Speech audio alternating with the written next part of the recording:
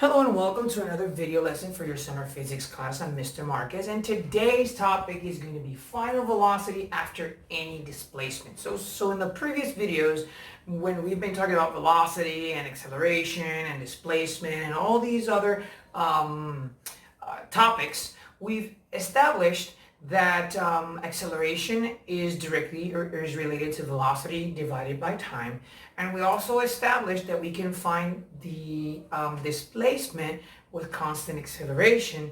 And one of the things that they've all had in common is that for each one of the things that we've been discussing, they require the variable of time. But sometimes that is not necessary in order for us to find the final velocity of an object after any displacement. And to get into that, we're going to talk about this formula. Today we're going to talk about final velocity after any displacement. And the formula says that the final velocity squared equals the initial velocity squared plus 2 multiplied by the acceleration multiplied by the change in x, or the displacement. And it says that it is used to obtain velocity without needing to use the time variable. So if you want to know the velocity of an object and you don't have the time for whatever reason, this is an alternate formula that can do that. Now, we're going to look at this example, which is on page 56 of your textbook. And once you're done with this video and reviewing the formula, you can actually go to page 56 and work on problems 1 through 4. So let's read the problem.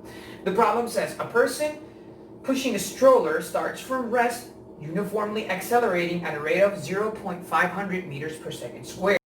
What is the velocity of the stroller after it has moved 4.75 meters. So what we want to do in this exercise, just as we've done with all of the other exercises, is that we want to write down all the information that's given to us so we know what we need to solve for and how to plug that into the formula. So in this exercise, we actually have the initial velocity, which is 0 because it says it starts from rest, so 0 meters per second. We also have the acceleration, which is actually 0.500 meters per second, which is basically 0.5 meters per second, because remember that any 0 to the right is just a placeholder. So it's actually 0.5, but given the rules of significant figures, this is what the textbook writes. We have the change in x, which is 4.75 meters. And they want to know what is the velocity, so of course we're looking for the final velocity. Now, mind you that we're looking for the final velocity, not the final velocity squared, which implies that at one point we are going to have to find the square root. So I'm actually going to write it, do the problem here, and I'm going to write the formula Vf squared equals Vi squared plus 2 multiplied by the acceleration multiplied by the change in x. The final velocity squared is what we're looking for. The initial velocity is 0 because it started from rest. So 0 squared. Let me actually write that a little bit better. So it'd be 0 squared 2, because it's part of the formula, it's a constant of the formula. The acceleration, which is 0.5, excuse me, or 0.500. And the acceleration, which is 0.475.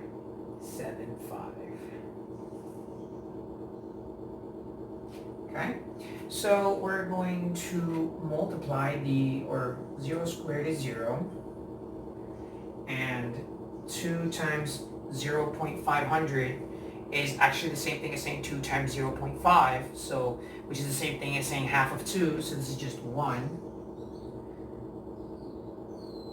Okay, because 2 times 0.500 is the same thing as saying 1 half of 2, which is 1. And times 4.75. So obviously the final velocity squared equals 0 plus 4.75, which is which actually equals, 4.75. So 4.75. So to obtain the final velocity, we square root both sides.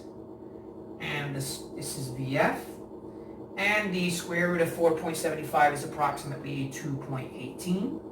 So 2.18 meters per second is our final velocity. Okay, approximately 2.18. So Again, all we did was we just looked for what information we have in the problem, which again was the final initial velocity, which was 0 because it started from rest, the acceleration, which is 0.500, the change in x, which is 4.75, we're looking for a final velocity, so we plug in everything.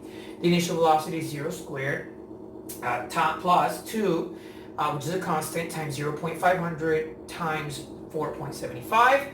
So 2 times 0.500 is actually the same thing as saying 2 times 1/2, or half of 2, which is 1, and 1 times 0.75 is, 1 times 4.75 is 4.75, 4.75 plus 0 is 4.75. At the end I obtain the square root, because remember I don't want final velocity squared, I want final velocity. So that would be final velocity equals approximately 2.18 meters per second. So what we're going to do is, once you've seen this, once you've reviewed the pages in your book, which are actually pages 54 through 56, you're going to go to page 56 and you're going to answer problems 1 through 4. So this is your favorite physics teacher signing off, so stay safe and we'll see each other soon. Bye-bye.